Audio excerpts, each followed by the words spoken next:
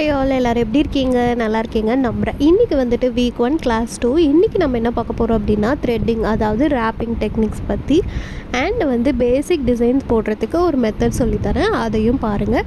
So skip பண்ணாமல் பாருங்கள், அப்போ தான் நான் என்ன சொல்ல வரேன்றது புரியும் உங்களுக்கு. ஸோ லாஸ்ட் கிளாஸில் நம்ம பார்த்த மாதிரி 1 கட் இருக்குது, 2 கட் இருக்குது, 4 இருக்குது அண்ட் 6 கட் இருக்குது. இதுக்கு வந்து எத்தனை ஸ்ட்ராண்ட்ஸ் எடுத்தால் நம்மளால் வந்து ஒரு ரேப் பண்ணி முடிக்க முடியும் அப்படின்றத பற்றி தான் நம்ம இன்றைக்கி பார்க்க போகிறோம். ஃபர்ஸ்ட் வந்து நீங்கள் ரேப்பிங்கில் ஸ்ட்ராங் ஆகிட்டீங்க, அதாவது ரேப் பண்ணி வந்து ஒரு பேஸ் பேங்கிள் ரெடி பண்ண ஸ்ட்ராங் ஆகிட்டீங்க அப்படின்னா நீங்கள் வந்து எவ்வளோ பல்க் ஆர்டர்ஸ் வந்தாலும் அட் ஸ்டெப்ஸில் நீங்கள் அழகாக பண்ணிவிட்டு போயிட்டே இருக்கலாம். இப்போ நான் சொல்லித்தர ஸ்ட்ராண்ட்ஸ் வந்துட்டு ஒரு 3 விஷயத்தில் வேறுபடுங்க. நம்பர் 1 வந்து அப்ராக்சிமேட் ஸ்ட்ராண்ட்ஸ் தான் இது. அதுக்கப்புறம் நம்பர் 2 வந்துட்டு ரேப்பிங் ஸ்டைல் மூலிமா ஸ்ட்ராண்ட்ஸ் வந்து வேரி ஆகும். நம்பர் 3 வந்து பேட் லென்த் மூலிமாவும் வேரி ஆகும். ஸோ இப்போ நம்ம பேட் லென்த்னால் என்னன்றதை முதல்ல பார்த்துடலாம். ஸோ இப்போ என்கிட்ட இருக்க பேடை வந்து நான் எடுத்துக்கிறேன். அதை வந்து ஃபர்ஸ்ட் வந்து மெஷர் பண்ணிக்கிறேன். வந்துட்டு ஒரு எண்டில் ஸ்கேல் வைங்க. ஒரு எண்டில் ஸ்கேல் வச்சுட்டு இன்னொரு எண்டில் நீங்கள் பார்க்கணும். ஸோ என்கிட்ட 30 சென்டிமீட்டர் ஸ்கேல் தான் இருக்குது. ஸோ 30 சென்டிமீட்டர் அதிலிருந்து ஒரு மார்க் பண்ணிக்கோங்க. அதுக்கப்புறம் வந்துட்டு என்கிட்ட வந்து எவ்வளோ இருக்குன்னா 35.5 இருக்குது. ஸோ என்கிட்ட இருக்க பேட் லென்த் வந்துட்டு 35.5. ஸோ நம்ம அதை வந்து எழுதி வச்சுக்கலாம். ஸோ பேட் லென்த் என்னென்னா 35.5க்கு நம்ம இப்போ ஸ்ட்ராண்ட்ஸ் எடுக்க போகிறோம். ஸோ இந்த பேடு தான் யூஸ் பண்ணோம் அப்படின்றது கிடையாது. உங்ககிட்ட என்ன பேட் இருக்கோ அதை வந்து நீங்கள் வந்து மெஷர் பண்ணி எழுதி வச்சுக்கோங்க. ஸோ உங்கள் பேட் லென்த்துக்கு ஏற்ற மாதிரி உங்களோட அந்த ஸ்ட்ராண்ட்ஸ் எடுக்கிறீங்க இல்லையா, அதை வந்து கூட்டவோ குறைக்கவோ நீங்கள் செஞ்சுக்கலாம். ஓகே. ஸோ ரேப் பண்ணுறதுக்கு என்னென்ன தேவை? ஒரு பேடு, ஒரு த்ரெட் எடுத்துக்கோங்க, ஒரு ஃபெவிக்கல் எடுத்துக்கோங்க, சிசர் ஆஷிஷல் கட் பண்ணுறதுக்கு வேணும். அண்ட் வந்து இன்றைக்கி நான் வந்து 4 கட் ஃப்ளாட் பேங்கில் உங்களுக்கு ரேப் பண்ணுறதுக்கு எப்படி அப்படின்றத சொல்லி காட்டுறேன். இதுதான் வந்து ரேப்பிங்கோட பேசிக் ஸ்டைலு. இதை வந்துட்டு நீங்கள் வந்து வரப்போகிற கிளாஸஸ்க்கு நீங்கள் அப்படியே ஃபாலோ பண்ணிக்கோங்க. இதுக்கப்புறம் நான் வந்துட்டு ரேப் பண்ணுறது சொல்லித்தர மாட்டேன். ஸோ ஒவ்வொரு டைமும் ரேப் பண்ணுறதே சொல்லிக்கிட்டே இருந்தால் நம்ம எப்போ டிசைன்ஸ் எல்லாம் பார்க்குறது? அதனால் வந்துட்டு நான் ரேப் பண்ணுறது இனிமேல் சொல்ல மாட்டேன். இதுதான் வந்துட்டு பேசிக். அதனால் இப்போவே வந்து நீங்கள் கேர்ஃபுல்லாக பார்த்துக்கோங்க. த்ரெட்டோட ஒரு எண்டு எடுத்துகிட்டு நீங்கள் வந்து பேட் இருக்கு இல்லையா, அதில் வந்துட்டு இந்த மாதிரி மேலாப்பில், ஸோ நான் வைக்கிறேன் பாருங்கள், இந்த மாதிரி மேலாப்பில் வச்சுட்டு இந்த மாதிரி ஒரு டைம் வந்து சுற்றி எடுத்தால் அதுதான் வந்து உங்களுக்கு ஒரு ஸ்ட்ராண்ட். அதை வந்து நல்லா டைட்டாக பிடிச்சிக்கணும். அந்த எண்டு வைக்கிறீங்க இல்லையா ஃபஸ்ட்டு ஸ்டார்டிங், அதை வந்து டைட்டாக நல்லா பிடிச்சிக்கணும். அதுக்கப்புறம் வந்துட்டு நீங்கள் வந்து அப்படியே கண்டினியூஸாக சுற்றும் போது வந்துட்டு அது வந்து கரெக்டாக ஸ்ட்ரெயிட்டாக இருக்கான்றதை மட்டும் பார்த்துக்கோங்க. நான் உங்களுக்கு எண்டில் காட்டுறேன் பாருங்கள். ஸோ எனக்கு வந்துட்டு 4 கட் பேங்கிளுக்கு வந்து 26 ஸ்ட்ராண்ட்ஸ் வந்து கரெக்டாக இருக்கும். ஸோ 26 டைம்ஸ் வந்து இந்த மாதிரி வந்து ரேப் பண்ணிவிட்டு அதை வந்துட்டு இந்த மாதிரி ஃப்ளாட்டாக வந்து ஆக்கிக்கோங்க. ஒன்று மேலே ஒன்று வைக்கக்கூடாது. ஒன்று மேலே ஒன்று வச்சிங்க அப்படின்னா உங்களுக்கு ஓவர்லேப் ஆகும். ஸோ ஃப்ளாட்டாக வச்சிங்க அப்படின்னா மட்டும்தான் நீங்கள் ரேப் பண்ணுறப்ப வந்துட்டு உங்களுக்கு தின்னாக அழகாக இருக்கும். உங்களுக்கு எந்த ஒரு மெஸ்ஸியும் இருக்கிற மாதிரியும் ஃபீல் ஆகாது. ஸோ இப்போ வந்துட்டு நான் வந்து 26 டைம்ஸ் முடிச்சதுக்கப்புறம் இந்த வந்து சென்டராக பிடிச்சிட்டு எப்போவுமே நீங்கள் அந்த ஃபர்ஸ்ட் வந்துட்டு ஒரு எண்டில் வச்சோம் பார்த்தீங்களா, அதை வந்து நீங்கள் வந்து லூஸாக விட்டுறக்கூடாது. லூஸாக விட்டிங்கன்னா எல்லா ஸ்டாண்ட்ஸுமே உங்களுக்கு லூஸ் ஆகிடும். அதனால் இந்த மாதிரி சென்டராக பார்த்து கட் பண்ணிவிடுங்க. கட் பண்ணதுக்கப்புறம் நான் சொன்ன பார்த்தீங்களா ஃப்ளாட்டாக வைக்கணும் அப்படின்ட்டு. ஸோ இந்த மாதிரி ஃப்ளாட்டாக வச்சுட்டு கொஞ்சம் கம் எடுத்துகிட்டு இந்த மாதிரி ஃப்ளாட் பண்ணி விட்டுருங்க. நல்லா ஃப்ளாட் பண்ணி விட்டுருங்க. ஓவர்லாப்பே இருக்கக்கூடாது. அதாவது ஒன்று மேலே ஒன்று ஸ்டாண்ட்ஸ் இருக்கவே கூடாது. 26 ஸ்டாண்ட்ஸும் வந்துட்டு ஒரே நேர்கோட்டில் இருக்க மாதிரி வச்சுக்கணும். உங்களுக்கு தெரியுதா? ஸோ வச்சதுக்கப்புறம் ஏதாவது சிக்கு இருக்கா அந்த மாதிரியெல்லாம் பார்த்துக்கணும். ஸோ சிக்கெல்லாம் இருந்துச்சுன்னா நம்மளால் ரேப் பண்ண முடியாது. ஸோ அவ்வளோதான், ஸ்ட்ராண்ட்ஸ் எடுத்தாச்சு. இப்போ வந்து 4 கட் பேங்கிள் எடுத்துக்கிறேன். எடுத்ததுக்கப்புறம் வந்துட்டு கம் இருக்கு இல்லையா, அதை வந்துட்டு அப்ளை பண்ணணும். அது வந்து எங்கே அப்ளை பண்ணணும் அப்படின்னா நீங்கள் வந்து ஃபுல்லாக அப்ளை பண்ணிடக்கூடாது. ஒரு ஹாஃபில் தான். இப்போ நான் வச்சு காட்டுறேன் பாருங்கள். இது வந்து ஃபுல்லாக வைக்கக்கூடாது, ஒரு ஹாஃபில் தான் வைக்கணும். அது ஏன்றதும் நான் சொல்கிறேன் உங்களுக்கு. இந்த இடத்துல ஒரு குட்டி டிப் நான் ஒன்று சொல்கிறேன். இந்த மாதிரி கம்மு B7000 க்ளூலாம் யூஸ் பண்ணுறப்ப இந்த மாதிரி வேஸ்ட் கிளாத் ஒன்று யூஸ் பண்ணிக்கோங்க. நீங்கள் வந்துட்டு கையில் எதாவது பட்டுருச்சு அப்படின்னா நீங்கள் அதில் தொடச்சிக்கலாம். அதுக்கப்புறம் இப்போ நம்ம வந்து க்ளூ அப்ளை பண்ணிட்டோமா, க்ளூ அப்ளை பண்ணிவிட்டு நான் த்ரெட் எங்கே வைக்கிறேன்றதை பாருங்கள். நான் அந்த சென்டரில் தான் வைக்கிறேன். ரொம்ப ஃபுல் இதில் வைக்கல, சென்டரில் வைக்கிறேன். வச்சதுக்கப்புறம் ஒரு 5 to 10 செகண்ட்ஸ் விட்டுருங்க. அதுவே வந்து செட் ஆகிடும். செட் ஆனதுக்கப்புறம் நீங்கள் ரேப் பண்ண ஸ்டார்ட் பண்ணலாம். ரேப் பண்ணுறதுக்கு வந்துட்டு ஒரே ஒரு டெக்னிக் தான் இருக்குது. சில பேர் வந்துட்டு இந்த மாதிரி க்ராஸாக வைப்பாங்க. க்ராஸாக வைக்கக்கூடாது. இந்த மாதிரி ஸ்ட்ரெயிட்டாக தான் வைக்கணும். ஸ்ட்ரெயிட்டாக வச்சு தான் நீங்கள் ரேப் பண்ண ஸ்டார்ட் பண்ணணும். ஸோ இந்த மாதிரி ஸ்ட்ரெயிட்டாக நீங்கள் சுற்றிட்டே வர வேண்டியது தான். நீங்கள் ஃபர்ஸ்ட் ரொட்டேட் பண்ணுறீங்க இல்லையா, அது வந்துட்டு ஸ்ட்ராங்காக இருக்கணும் அண்ட் டைட்டாக இருக்கணும்.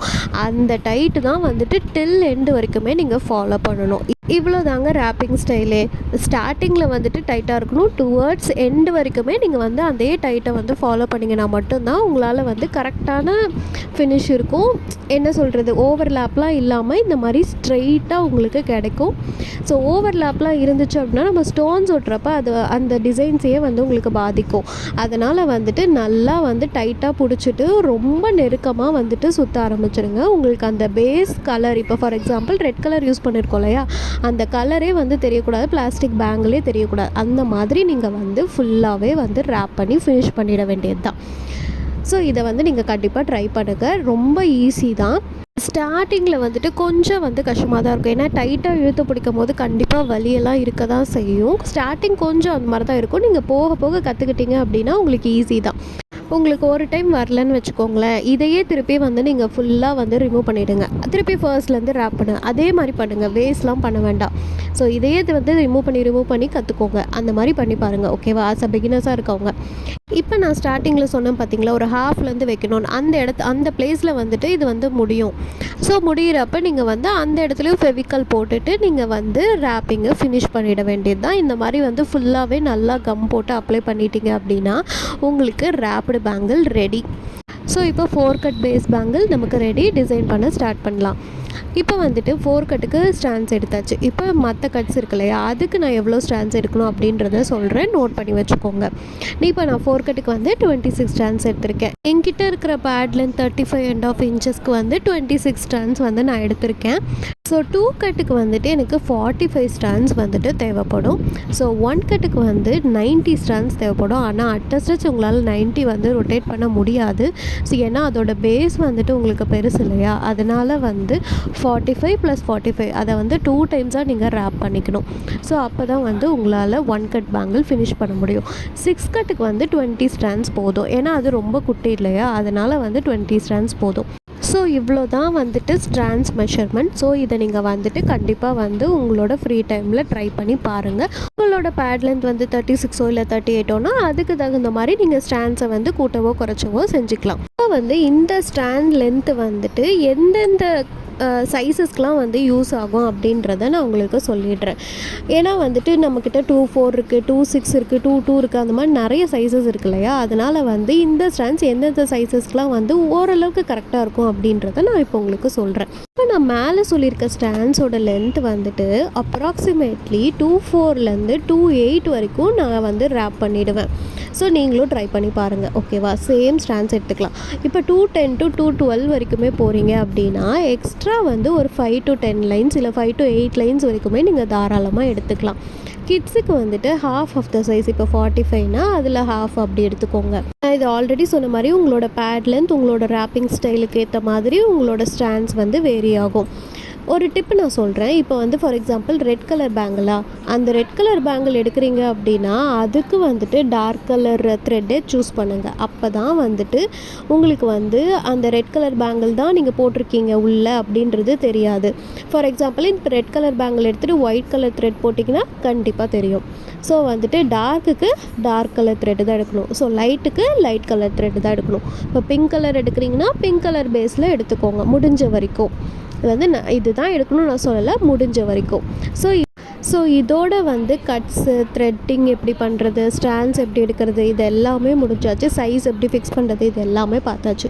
ஸோ நம்ம நெக்ஸ்ட் வீக்கில் வந்து டிசைன்ஸ் பற்றி தான் பார்க்க போகிறோம். டிசைன்ஸ் பார்க்கறதுக்கு முன்னாடி டிஸ்டன்ஸ் மெத்தட் அப்படின்னு ஒன்று இருக்குது. அது என்னன்றதை நான் இப்போ உங்களுக்கு எக்ஸ்பிளைன் பண்ணுறேன்.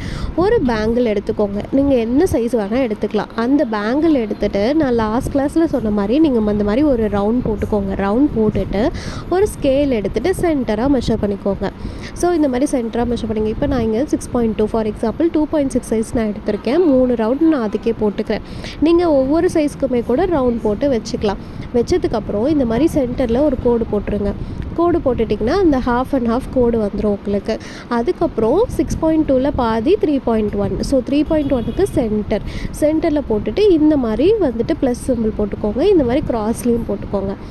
அதுக்கப்புறம் இந்த எட்ஜஸ்க்கு வந்து இப்போ நம்ம நம்பரிங் கொடுக்கலாம். So 1 2 3 4 5 6 7 and 8. ஓகே, ரேப் பேங்கில் எடுத்துக்கிறேன்.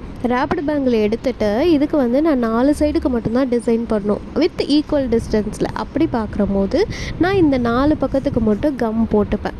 ஸோ இந்த ரவுண்டு வந்துட்டு உங்களுக்கு 4 டிசைன்ஸ் அப்படி இல்லைனா 8 சைட் டிசைன்ஸ் யூஸ் பண்ணுறதுக்கு யூஸ் ஆகும். ஸோ இப்போ நான் 6 டிசைன்ஸ் பண்ணணும் அப்படின்னா நான் ஒன்று சொல்கிறேன் பாருங்கள். 6 வந்து கொஞ்சம் வந்து கேப் விட்டு பண்ணணும்.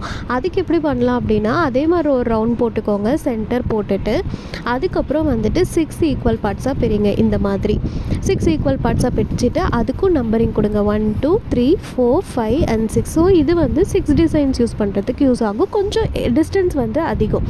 இதிலே கூட நீங்கள் பண்ணலாம், ஆனால் வந்து நீங்கள் பண்ணுறப்ப கொஞ்சம் டிஸ்டன்ஸ் கம்மியாக இருக்கும். இது வந்து கொஞ்சம் டிஸ்டன்ஸ் அதிகமாக இருக்கும்.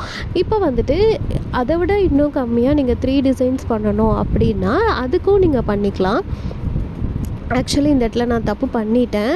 இந்த மாதிரி ஃபுல் கோடு போடாதீங்க. ஸோ இந்த மாதிரி 3 டிசைன்ஸ் 1 2 3. ஸோ உங்களுக்கு டிஸ்டன்ஸும் அதிகமாக இருக்கும் அண்ட் வந்து உங்களுக்கு வந்து ஈஸியாகவும் இருக்கும். ஸோ அவ்வளோதான் டிஸ்டன்ஸ் மெத்தட். ஸோ அவ்வளோதான், இந்த வீக்கோட பேசிக்ஸ் எல்லாமே ஓவர். ஸோ நெக்ஸ்ட் வீக்லேருந்து நம்ம டிசைன்ஸ் பண்ண ஸ்டார்ட் பண்ணிடலாம். தேங்க்யூ ஸோ மச் ஃபார் வாட்சிங். பை.